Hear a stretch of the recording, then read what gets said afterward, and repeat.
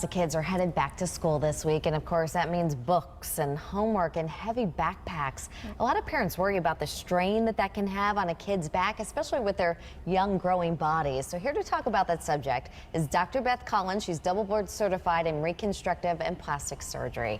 Thanks for joining us. My pleasure. Sometimes you do pick up a kid's backpack and it just feels like, are there rocks in this thing? But then it's just books. Those backpacks can weigh up to 12 to 20 pounds.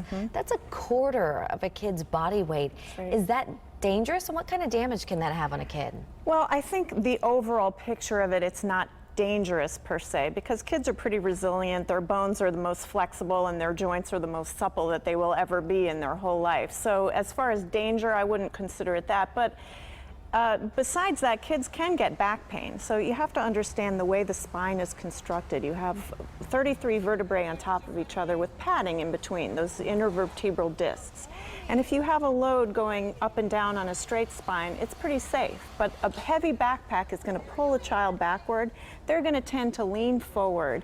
And the unnatural curve on the spine added to that weight can cause some unnatural pressures on those intervertebral discs and can cause some back problem and pain. Right, and so as a parent, you have to be observant, right? So if your kid is leaning forward a lot, I would imagine it could affect their posture even. That's the key to it. So in and of itself, the weight of the backpack is not a problem as long as they're using it properly. The first thing that I would recommend is not putting any more than about 15% of a child's body weight into their backpack. So if your child weighs about 80 pounds, that backpack shouldn't really weigh more than 12 or so pounds, because that's an awful lot to be carrying around all day, every day. So if they're not using a particular book during the day, or they don't need something, they can leave it at home, do that. That'll take some of the weight off of their back. Also, a lot of kids will put the backpack on one shoulder. Because it's cool to carry it on one and not both. Yeah, it's very cool to carry it that way, but they throw their hip out, and that puts more unnecessary strain on their back.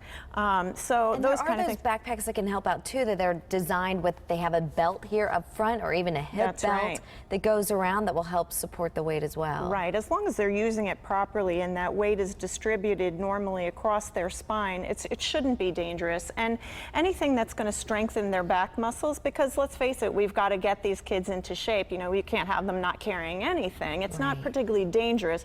It's just the way they're doing it. Teach them to lift it up with their legs rather than bend over and pick it up that way. And something else that's really popular, because there's been a lot of talk about kids and carrying too heavy a backpacks, those rolly backpacks that are on wheels. That's right. But I was reading that experts don't really recommend those either because they're trip hazards. Well, yeah, and then they also say that having the backpack on the kid's back, they'll swing around and hit other kids with it. I mean, you could come up with any number of things that are going to be harmful, but just common sense things are things that work. So but parents need to be aware and see and make sure everything is necessary that your kid is carrying, because you can unburden them. And if you can a little do bit. so. But also do some strength training for their backs, get them exercising, have them in shape, because that also will help.